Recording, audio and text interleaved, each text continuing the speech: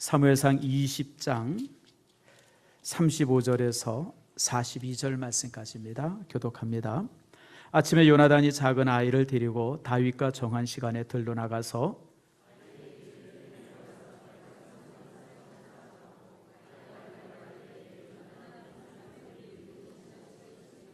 아이가 요나단이 쏜 화살이 있는 곳에 이를 즈음에 요나단이 아이 뒤에서 외쳐 이르되 화살이 네 앞쪽에 있지 아니냐 하고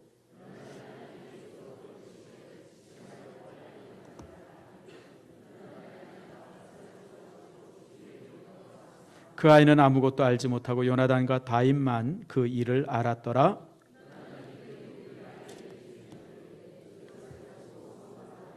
아이가 가매 다윗이 곧 바위 남쪽에 일어나서 땅에 엎드려 3번 절한 후에 서로 입을 맞추고 같이 울되 다윗이 심히 더욱 심하더라.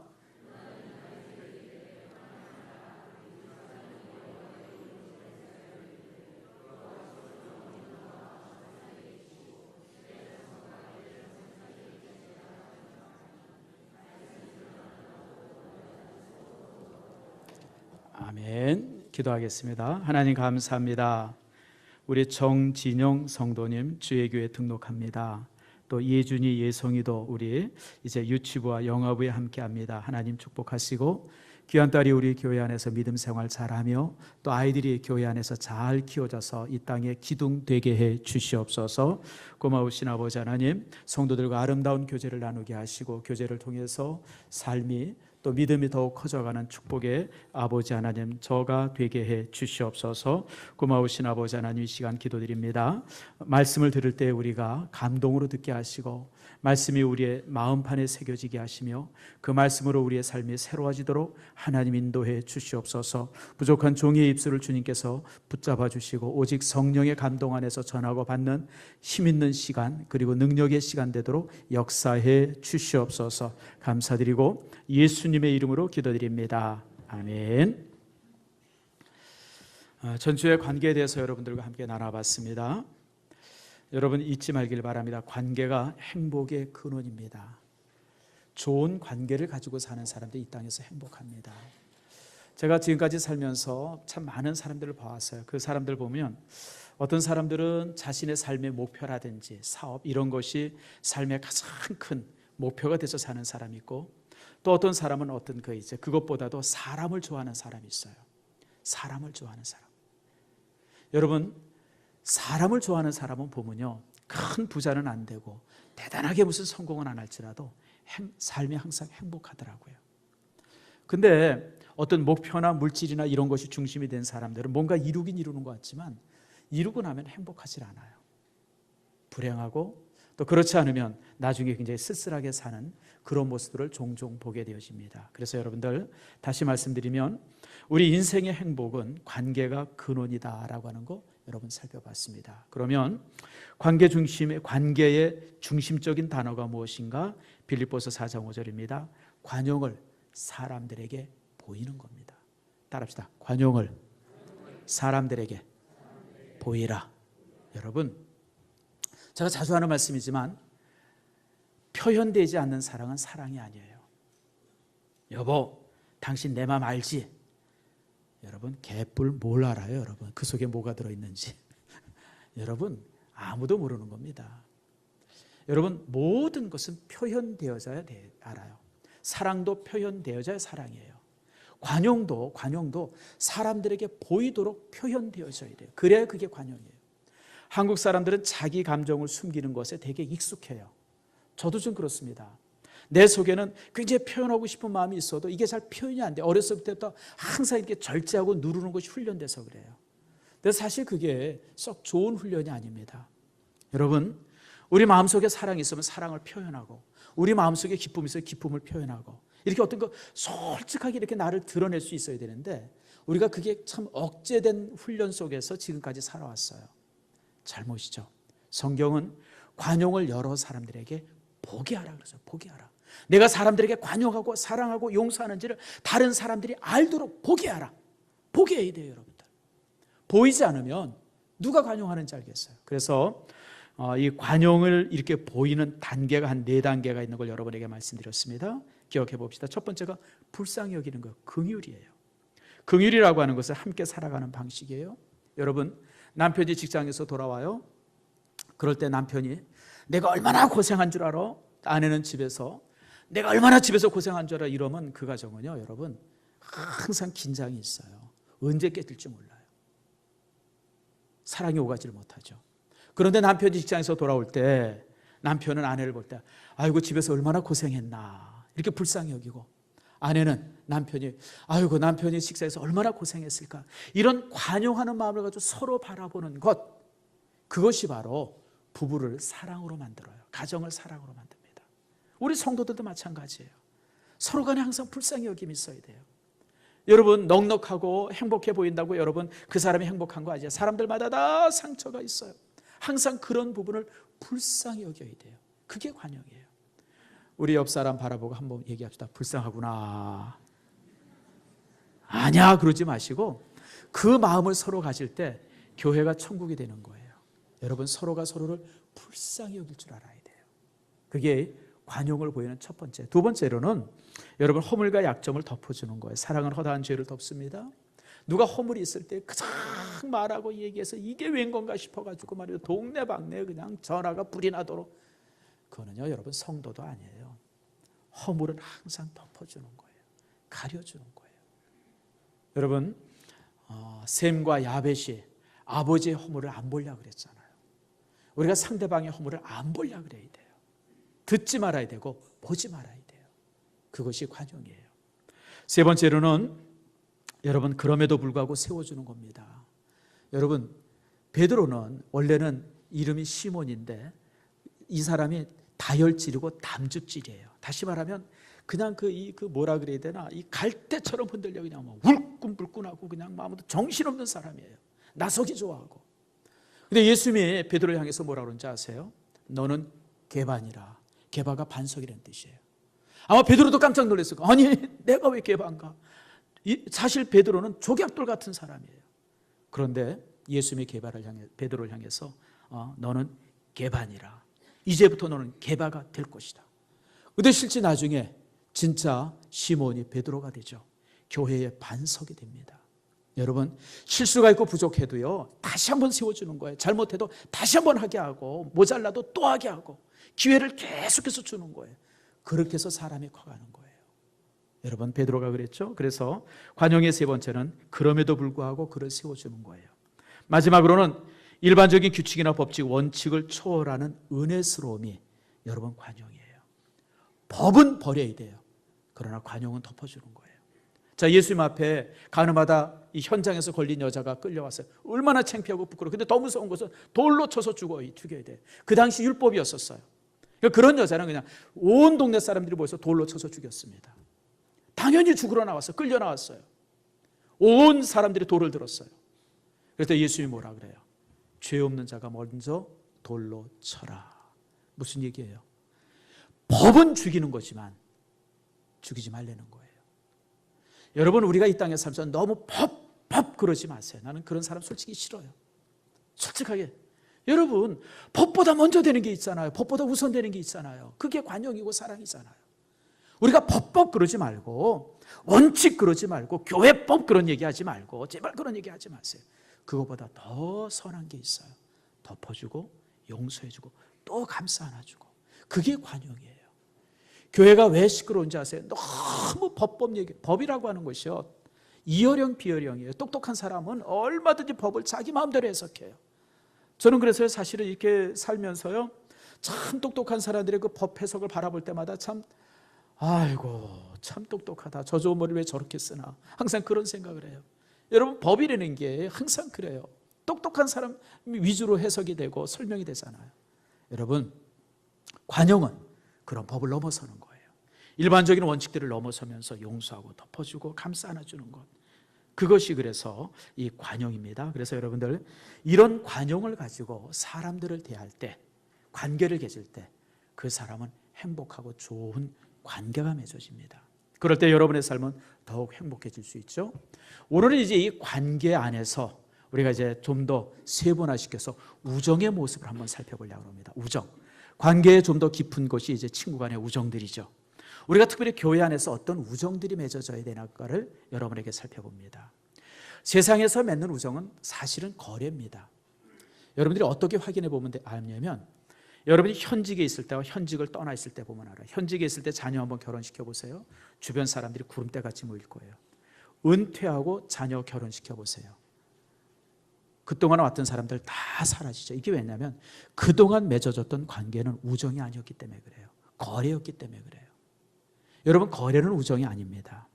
우정이란 그렇지 않아요. 그래서 오늘 이 시간에 교회 안에서 성도들이 갖는 우정이 무엇인가라고 하는 것 우리가 함께 살펴봅니다. 여러분, 예수님은요 불의한 재물로 친구를 사귀라 그랬어요. 친구는 소중한 겁니다. 그리고 교회 안에서 갖는 우정은요 나만 갖는 게 아니라 내 후손들, 내 자녀들을 나처럼 돌봐줄 수 있는 사람들이 교회 안에서 갖는 우정들이에요.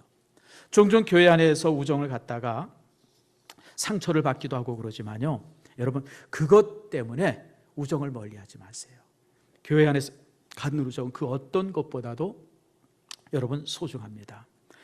보통 성도들끼리 갖는 우정들을 이렇게 쭉 보게 되어지면 이제 몇 가지 우정들의 모습이 있죠. 보통 이제 다니엘의 세 친구입니다. 메삭, 사드락, 아벳느고 이 세 사람이죠. 이 세 사람은 신앙 안에서 죽음까지도 함께 갑니다.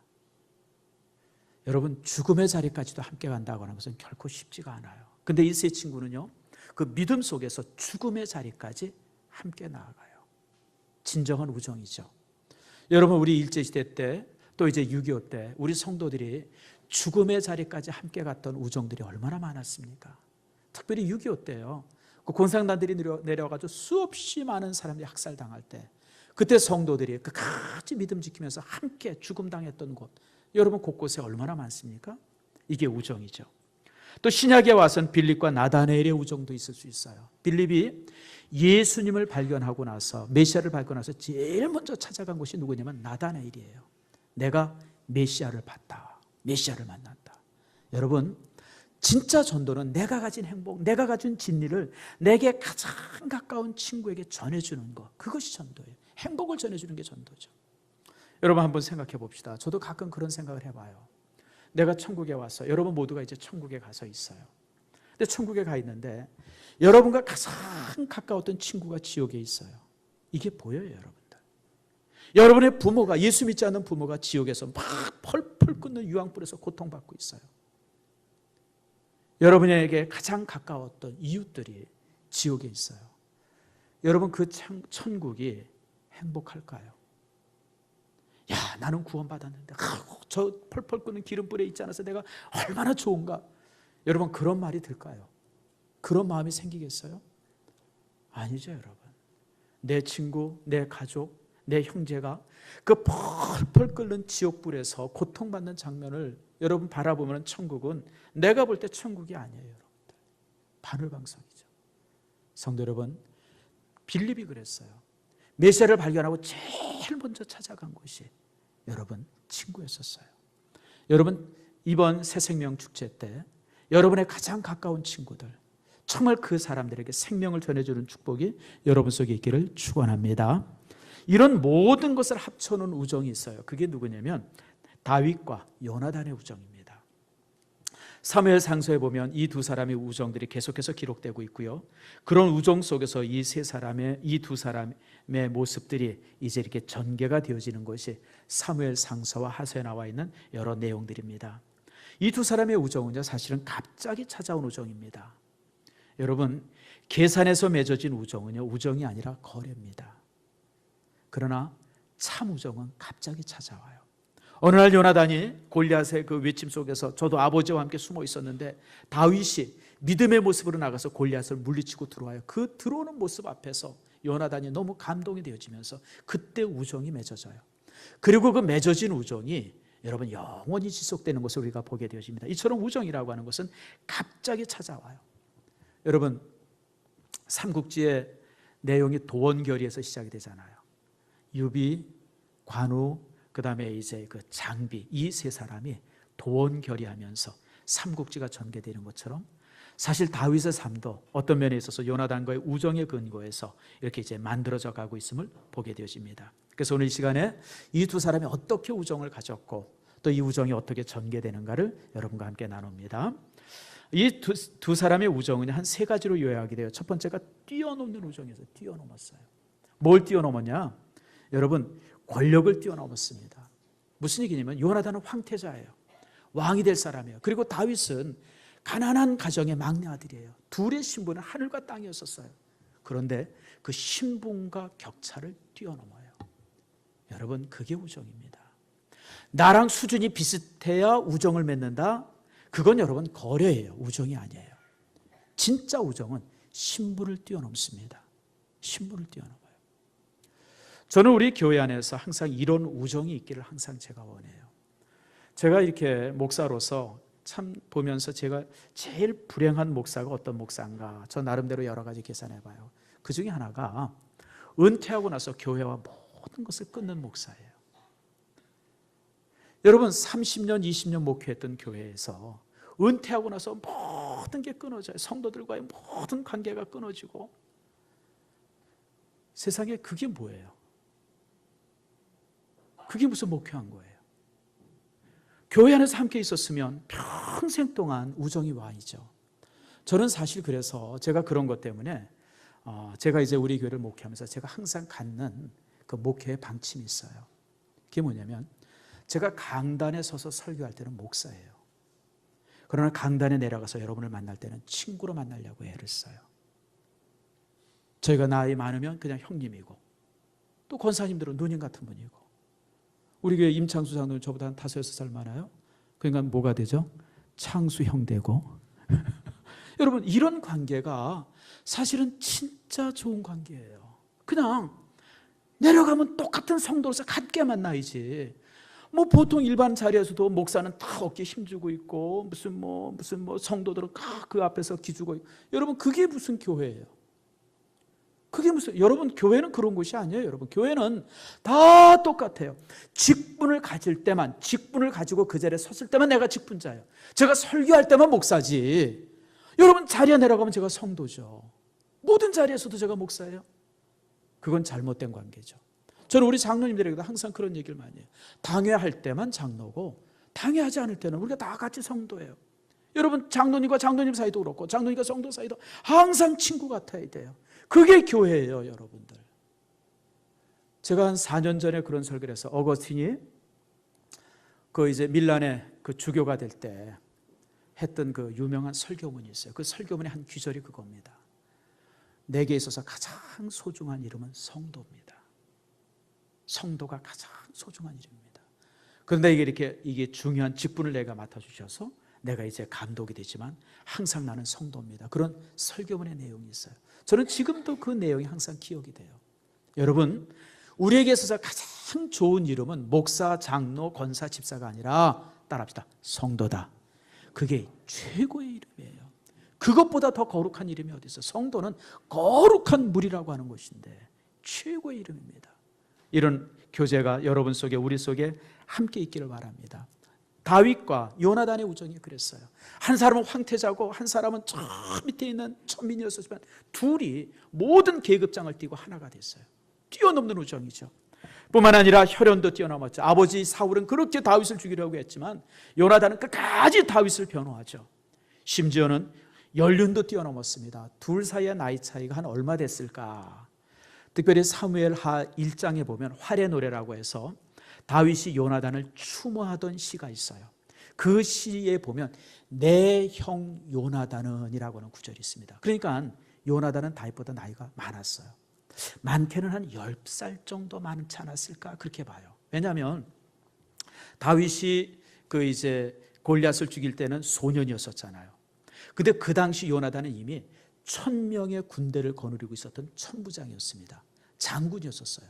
그러니까 둘의 나이 차이가 한 10살 정도 됐을 것이다. 보통 그렇게 이제 추측을 합니다. 어쨌든 몇 살인지는 정확히 알 수 없지만 나이도 굉장히 차이가 났어요. 그런데도 형제처럼 가까웠다고 하는 거예요. 그래서요, 다윗과 요나단의 우정은요, 이 뛰어넘는 우정이었었어요. 지위를 뛰어넘고 어떤 혈연을 뛰어넘고 심지어는 연륜을 뛰어넘고 모든 것을 뛰어넘는 그런 모습이었죠. 두 번째, 이 두 사람의 우정은요, 자신의 생명보다 상대방을 더 사랑했어요. 여러분, 요나단은 황태자예요. 사울이 죽으면 왕이 될 사람이에요. 다윗은 하나님으로부터 사울 다음에 왕이 될 사람이라고 기름 부음을 받은 사람이에요. 여러분, 한 사람이 왕이 되면 한 사람 망하게 돼 있어요. 그렇죠. 다윗이 왕이 되면 요나단이 망하고 요나단이 왕하면 다윗이 망하는 거예요. 여러분, 이 관계가 얼마나 어려운 관계예요. 권력은 무서운 거예요. 우리나라에서도 요즘에 이렇게 보면요, 대통령 된다든지 뭐 되고 얼마나 무섭습니까? 여러분, 이 명나라를 세운 주원장이라고 하는 사람이 있습니다. 그 사람의 출신은 천민이었고 나중에 중노릇도 하다가 뭐 그러다가 이제 나중에 왕이 돼요. 명나라를 세우고 제일 먼저 한 일이 뭔지 아세요? 자기와 함께 혁명을 일으켰던 모든 형제들을 다 죽입니다. 동지들을 다 죽여요. 거의 수십만 명을 죽입니다. 권력이 그렇게 무서운 거예요. 권력을 잡고 나니까 자기 권력에 대해서 거림길이 되는 사람들은 다 죽이죠. 다 죽여 그냥. 한 명도. 특별히 여러분, 중국은요, 우리나라는 반역을 하면 3족을 멸했잖아요. 근데 중국은 반역을 하면 9족을 멸합니다. 여러분, 9족이니까 한 사람이 반역하면 몇 사람을 죽여요? 거의 10,000명 이상이 죽습니다. 한 사람이 반역자를 죽이려면 9족을 멸해야 되니까 9족을 멸하면 얼마나 많은 사람을 죽여야 돼요. 그게 중국이에요. 그러니 여러분, 권력이 얼마나 무서운지. 그런데 여러분, 요나단은 끝까지 다윗이 왕이 될 것을 소망하고 그것을 기대하고 그것을 위해서 그래요. 오늘 본문의 말씀이 그거예요. 내가 나중에 내 후손들을 기억해달라. 내가 왕이 될 텐데. 여러분, 이게 얼마나 쉽지 않은 일이에요. 다윗이 왕이 되면 요나단과 요나단의 가문 모든 사람이 죽어야 되는데, 그래도 이 요나단은 네가 왕이 되라. 네가 왕이 되라. 네가 훨씬 나보다 낫다. 그것이 요나단의 모습이었습니다. 바로 이것 때문에 요나단은 아버지로부터 죽음을 당할 뻔합니다. 사무엘상 20장 전반절에 보면요, 요나단이 계속해서 다윗을 변명하려고 그러니까 이 사울이 요나단을 향해서 이 나쁜 놈아, 이 폐역무도한 계집의 이 소생아 이러면서 야단을 치면서 옆에 있는 이 창을 던져가지고 요나단을 죽이려고 합니다. 그런 목숨의 위협 속에서 다윗을 끝까지 지킨 사람, 그가 바로 요나단이에요. 상상할 수 없는 우정이죠. 이게 신앙 안에서의 우정이에요. 또 하나는요, 영원한 우정이었었어요. 두 사람만 가까운 게 아니라 그 두 사람의 가까움이 대를 이어서 가까웠어요. 대를 이어서. 교회 안에서 그렇습니다. 어떤 장로님, 어떤 집사님, 권사님 있으면 그 자녀들에 대한 사랑들, 그 자녀들에 대한 보살핌들이 항상 이렇게 이어져야 돼요. 오늘 우리가 읽은 본문의 말씀 42절이 그것이에요. 자, 42절 말씀 봅시다. 뭐라 그럽니까?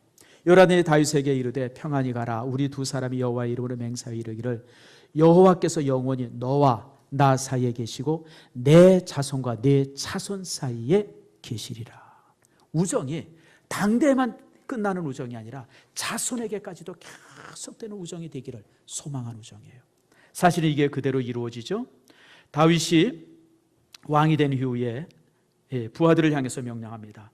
사울의 집에 남은 사람이 누구냐? 한 사람 남았어요. 그 전란통에서 다 죽었어요. 요나단의 자식들도 다 죽습니다. 한 사람 살아남아. 무비보셋이에요. 근데 무비보셋이 절름발입니다. 다리를 절었어요. 근데 왕이 무비보셋을 찾는 거예요. 여러분, 그래서 이제 왕 앞에 무비보셋을 데려갔어요. 얼마나 떨었겠어요. 얼마나 무서웠겠어요. 새롭게 왕조가 바뀌었는데 당연히 죽음을 당하는 건데 두려움과 떨림 속에서 왕 앞에 나갔는데 다윗이 뭐라 그래요?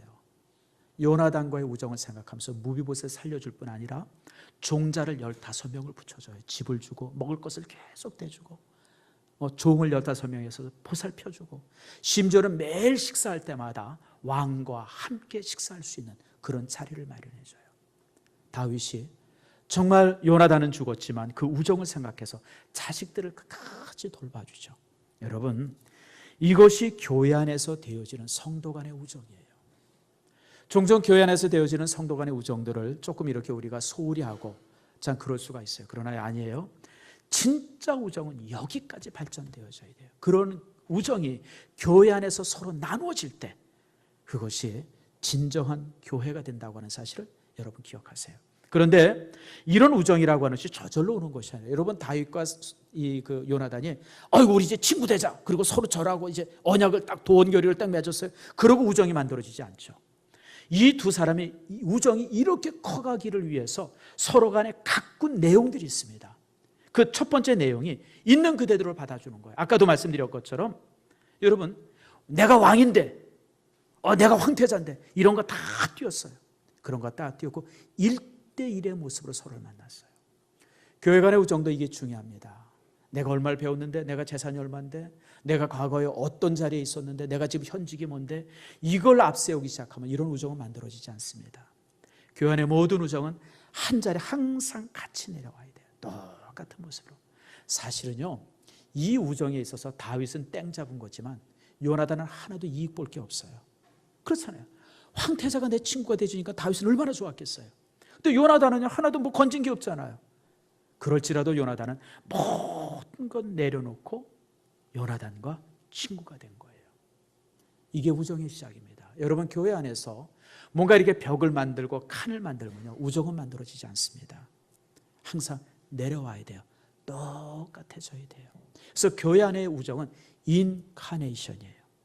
인카네이션이라고 말은 인카네이션, 카널이라고 하는 것은 라틴어로 육체라고 하는 뜻이에요. 인카널, 육체 안에 들어왔다. 다시 말하면 육신이 되었다는 것. 그래서 인카네이션이라고 하는 것은 높은 자리에서 낮은 자로 내려오는 것, 그것이 인카네이션이에요. 교회 안에서 설교도 그렇고 교회 안에서 우정도 그렇고 모든 것도 항상 내려옴이 진리예요. 그래서 여러분들 교회 안에서 성도들과 우정을 가지면 내가 내려와 줘야 돼요. 더 낮은 곳에 임해야 돼요. 그럴 때 우정이 만들어지는 거예요. 내가 누군데라고 생각을 하면 결코 교회 안에서는 우정이 만들어지지 않습니다. 두 번째로 마음이 하나가 돼야 돼요. 사무엘상서 18장 1절 말씀해 보면 요나단의 마음이 다윗의 마음과 연락되어 라고 하는 말이 있어요. 연락되어. 이게 영어 단어로 뭐냐면 to knit, 이렇게 우리가 knit 하죠. 이렇게 뭐 짜는 거. 그러니까 knit라고 하는 말은 그 뭡니까, 이 줄들, 실들이 서로 이렇게 격자로 묻혀지면서 천이 되어지는 것, 이게 knit예요. 그러니까 두 사람이 이렇게, 두 사람의 마음이 이게 서로 이렇게 엮어져서 천이 되었다 그러는 거예요. 서로 엮어졌다, 서로 하나가 되었다, 결탁되었다고 하는 것이죠. 여러분, 교회 안에서 우리 성도들의 우정이 이래야 돼요. 여러분, 사람과 사람의 마음이 하나 되기가 되게 어려워요. 그러나 그럴지라도 서로를 용납하면서 이렇게 엮여질 때 우정이 만들어지는 거예요. 내 생각을 주입하려고 애쓸 필요도 없고, 그래서 항상 그런 모습이 되어질 때 여러분, 좋은 친구가 만들어지죠. 여러분, 참 친구란 어릴 때, 젊을 때만 필요한 것이 아니라 나이 들수록 더 필요합니다. 보니까 이 나이에 제가 이제 이렇게 이 나이가 되어지면서 여러 모습을 볼 때 정말 친구가 얼마나 소중한지를 참 많이 느끼게 되어져요. 잠언에 보면 철이 철을 날카롭게 한다고 그러잖아요. 좋은 친구가 나를 더 빛나게 해요. 여러분, 참 이렇게 서로 마음이 엮어지는 친구들이 여러분의 삶 속에 많아지기를 축복합니다. 그리고 또 하나는요, 여러분, 신실해야 돼요. 신실해야 돼요. 오늘 본문의 말씀 내용이 뭐냐면, 사울이 다윗을 계속 죽이려고 하니까 다윗이 사울 왕 앞에 나오지를 못하는 거예요. 그러니까 요나단이 다윗에게 약속을 합니다. 내가 우리 아버지의 마음을 돌이켜보겠다. 근데 끝까지 얘기하는데 아버지가 너를 죽일 마음이 계속해서 있으면 내가 너한테 사인을 보내겠다. 뭐냐면 활을 탕 쏴서 활이 딱 떨어지면 종자를 내가 보내서 활이 내 앞에 있다 그러면 왕의 마음이 변찮은 거니까 너는 도망가라. 활이 뒤에 있다 그러면 왕이 이제 너를 용서한 거니까 다시 와도 된다. 이제 이렇게 암호를 정하는 거예요. 근데 다윗이 이제 이렇게 사울 임금이 이렇게 이렇게 아침을 식사를 할 때마다 그다음 아브넬이라든지 요나단이라든지 다윗 이렇게 함께 항상 같이 식사를 했어요. 왜냐하면 가장 중요한 사람들이니까. 근데 계속 다윗이 안 나오는 거예요. 그러니까 사울이 묻습니다. 야, 왜 다윗이 없냐? 그랬더니 이제 요나단이 그 가족을 본 지가 하루 오래돼서 이제 고향에 좀 갔습니다. 그랬더니 사울이 길길이 뛰잖아요. 다윗 놈이 반역을 꾀하는데 이거 죽여야 되는데. 그러니까 요나단이 그렇지 않다고 변명을 해요. 그랬더니 그냥 막 요나단을 향해서 화를 내고, 그러니까 사울 임금이 다윗을 죽이려고 하는 마음이 전혀 변치 않는 거예요. 그러니까 다윗에게 사인을 보냅니다. 활을 탕 쏴서 찾아오라고 그러고 종자를 보내면서 그러면서 자, 네 앞에 있다. 거기 가서 이제 이 활을 찾아와라. 그러니까 다윗이 이제 에셀 바위 밑에 숨어 있다가 그 암호를 듣고 나서 여전히 왕이 나를 죽이려고 하는구나. 그리고 이제 도망을 쳐요. 여러분, 이게 신실함이에요. 아무리 어려움이 있더라도 힘듦이 있더라도 마음이 서로 변치 않아야 돼요. 이익 앞에서 흔들린다고 그러면 그것은 신실함이 깨진 거죠. 교회 안에서 성도들의 우정이 이런 모습이 된다. 항상 신실해야 돼요. 마지막으로 하나 더 볼 것은 진실이죠. 속에 있는 것들이 정확하게 진실해야 돼요. 여러분, 두 사람이 우정이 맺어질 때요, 사무엘상서 18장에 보면 요나단이 자기가 입었던 겉옷을 벗어서 다윗에게 주고 군복과 칼과 활과 띠 모든 것을 다윗에게 줘요. 다시 말하면 서로 간에 모든 것을 보여주는 거예요. 자, 여러분, 우정을 세워감에 있어서 참 중요한 것 중에 하나가 서로 간에 진실을 보여주는 겁니다. 근데 이게 참 어려워요. 왜냐하면 진실을 보여주게 되면 서로 간에 상처를 받게 돼 있어요. 그렇잖아요, 여러분들. 어떤 때는 그 보여준 진실 때문에 서로 간에 이용당할 수도 있고 또 위험이 따를 수도 있습니다. 그래서 진실을 보여준다고 하는 것은 참 어려워요. 그런데 여러분, 상처 없는 사랑이 있어요? 제가 여러분에게 묻습니다. 상처 없는 사랑이 있을까요? 모든 사랑은 상처까지도 껴안을 수 있어야 돼요. 어제 제가 꼭 보는 TV 프로가 하나 있어요. 여러분도 꼭 보세요. 그게 뭐냐면 전영훈의 영화음악인가? 제 제목은 잘 잊어버렸는데 토요일 9시에 하는 2번 경인방송에서 하는 프로를 제가 무슨 일이 있어도 꼭 봐요.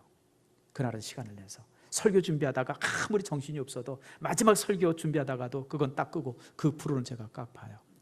제가 음악을 좋아하고 영화를 좋아하기 때문에 꼭 보는데, 근데 어제 재미난 걸 하나 소개하더라고요. 사랑하려면 마틸다처럼 해라. 그게 이렇게 소개가 되더라고요. 제가 그 전에 봤던 영화인데 다시 한번 이제 이렇게 영화 음악과 같이 그걸 보게 됐어요. 근데 내용이 뭐냐면 두 사람이 아주 이렇게 만나서 서로 사랑을 해요. 근데 이 아내가 미용사고 남편은 이제 거기에 같이 있는데 어느 날 이제 그 남편에게 이제 요크루트 사러 간다고 이렇게 떠나면서 자살을 해요. 죽어요. 그리고 편지를 남겨요. 편지의 내용이 뭐냐면 내가 당신을 가장 사랑할 때 당신을 떠나서 가장 사랑한 모습을 당신에게 남기고 싶어서 지금 떠난다고. 그리고 이제 자살을 해요. 여러분, 사랑 맞아요? 이건 사랑이 아니라 집착이에요. 상대방에게 내 나쁜 모습이나 상처 전혀 주지 않고 깨끗한 모습에 내 모습을 보이고 그것이 절정에 달할 때 내가 당신을 떠나겠습니다. 그게 그 영화의 내용이에요.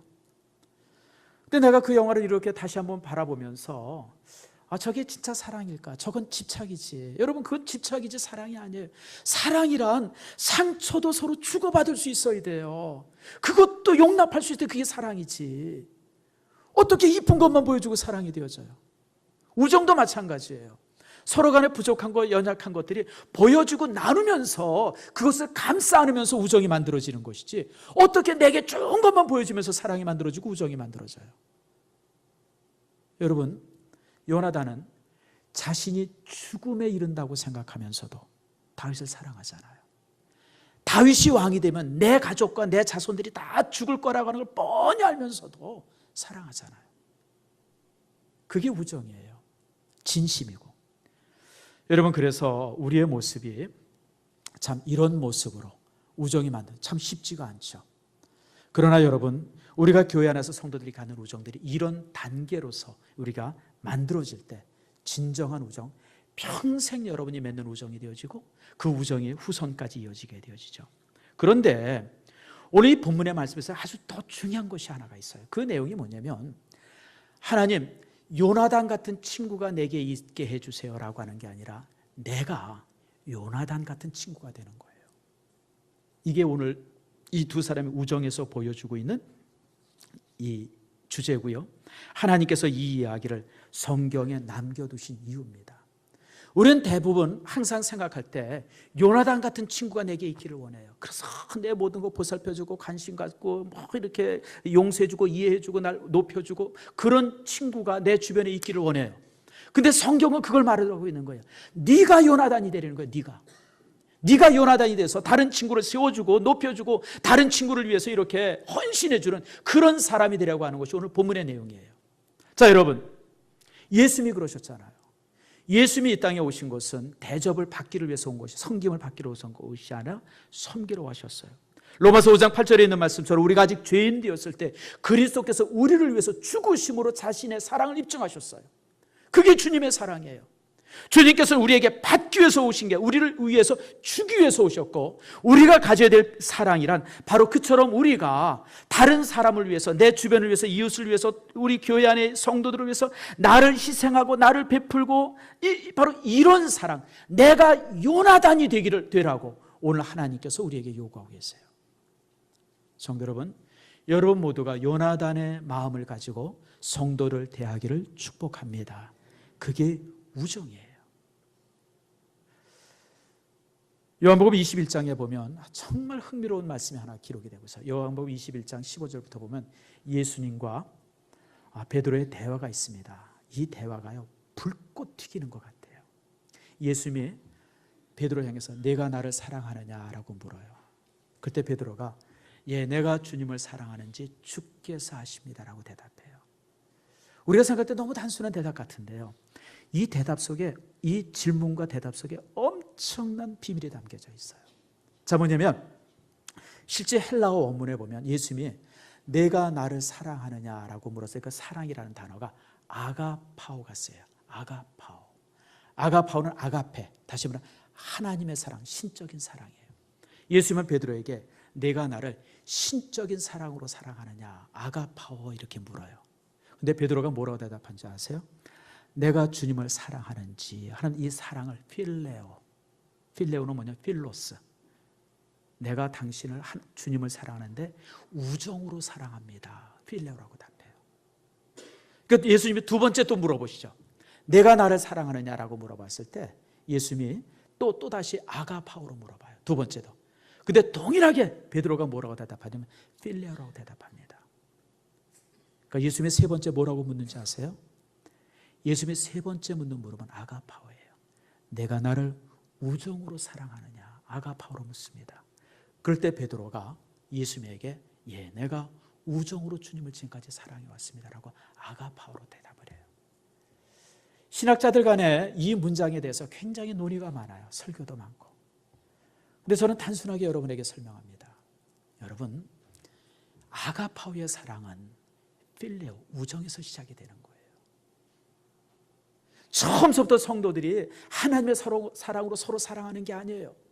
처음에는 이런 필레오의 사랑으로, 우정으로 시작이 되어지는데 그 사랑이 점점 커지면서 하나님의 사랑, 아가파오가 되는 거예요.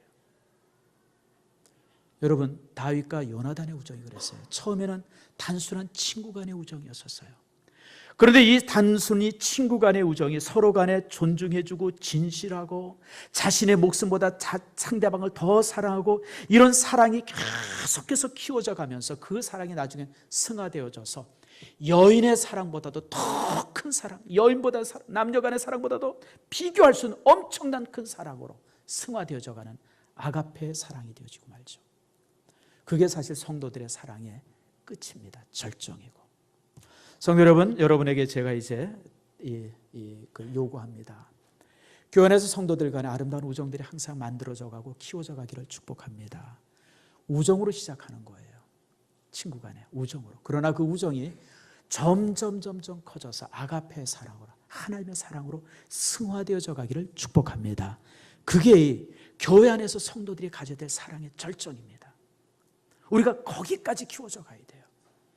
요나단과 다윗이 사랑했던 것처럼 그런 사랑이 교회 안에서 커져갈 때 교회는 정말 하나님의 참 이렇게 천국, 하나님의 계신 진정한 장소가 되어줄 수 있습니다. 말씀을 맺습니다. 우리 일산신성교회가 정말 이렇게 사랑이 서로 성도들 간에 맺어지고, 그리고 그 사랑이 우리 때에서 끝나는 것이 아니라 우리 다음 때까지도 이어지고 그 다음 때까지도 이어지는, 정말 그리스도가 오실 때까지 여러분의 후손들이 이 교회를 든든히 지키고 그 속에서 우리들이 끈끈이 맺었던 사랑이 그 후손들 사이에서도 끈끈이 맺어져서 이어져 갈 수 있는 그런 축복의 교회가 꼭 되어지기를 소망합니다.